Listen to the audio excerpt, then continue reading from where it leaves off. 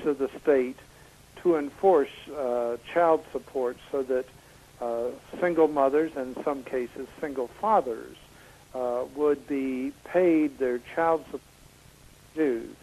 Because as you're aware, the children are our first responsibility in a situation like that, taken care of. Right.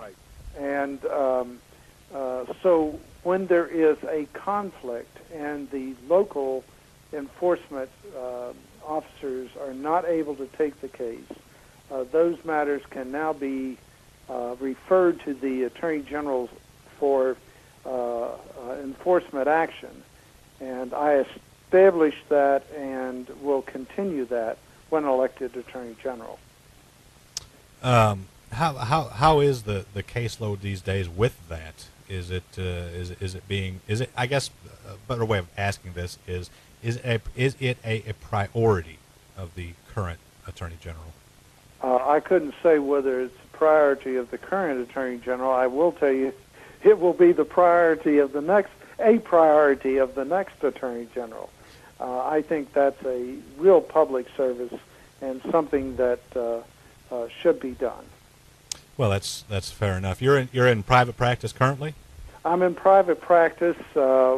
We have two offices, and one in Lexington, one in Frankfort. And my son is managing partner of the Lexington office, and I'm managing partner of the Frankfurt office. How many lawyers you got in your firms? About 11 lawyers. 11 lawyers. Mm-hmm. Well, that's a lot of brain power. I think so. 11. Well, sure. Yeah. You're running. I guess you're running against Jack Conway. Right. Jack is, I believe, from Louisville, is he not? He's from Louisville. Okay. That's correct. Yeah. Jack is your opponent in this primary. What differentiates you from Jack Conway? Well, he's a smart young man.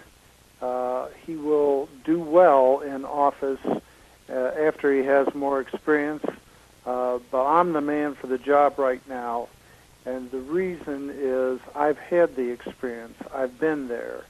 And I know what needs to be done.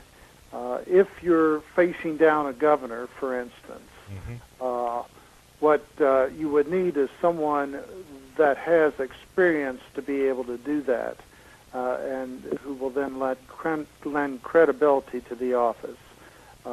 My opponent does not have that kind of experience.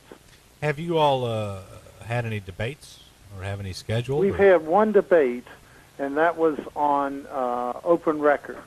Okay. And open meetings. We are scheduled for a debate on May 10th.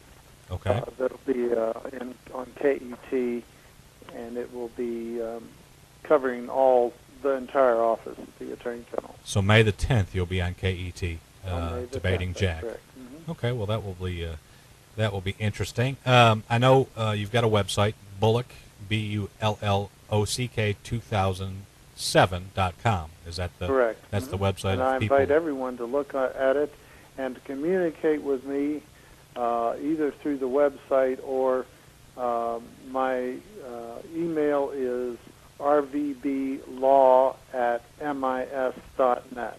rvblaw@M as in Mary, I as in I, S as in Sam.net. Correct. Okay.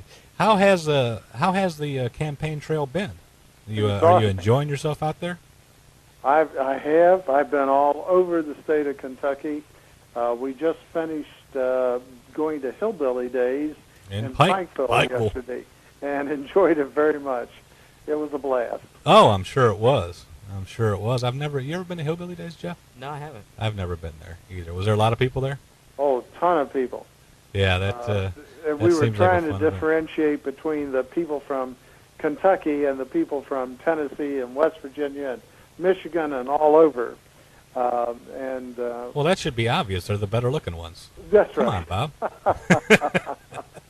Well, we don't have a big Tennessee audience, so I'm pretty safe in saying that, right, Jeff? Right. I guess Yeah. you are. Yeah, that's exactly right. Did you give a stump speech? I gave a stump speech. I was allowed 3 minutes, and first time ever, I went over my 3 minutes, and they started playing a banjo, which cut me off in the middle of a sentence. But it was lots of fun. I enjoyed it, and I enjoyed meeting the people, and I love to talk about the Attorney General's office, and let me emphasize one point. Sure. The Attorney General's office is the second most powerful office in the state of Kentucky. The governor is the most powerful, but the Attorney General is the second most powerful. So when the people make their decision on the Attorney General's race, it's a very, very important decision. It can affect the lives of each and every citizen in Kentucky. So I urge everyone to take that particular, make that particular decision very seriously. Yeah, that's why I wanted to have you on. Any more in our educational system, civics is not touched on, in my opinion, like it should be. Uh-huh. If you live in this Commonwealth or whatever state or Commonwealth that you live in, you ought to know what the Attorney General does. You ought to know obviously what the governor does, the LG and your representative and whatnot. It just doesn't seem to be taught that much anymore, and that's why I love to have folks such as yourself come on here and talk about the Attorney General and the post that it is and what it all encompasses. Right. I appreciate so much the opportunity of appearing on your show.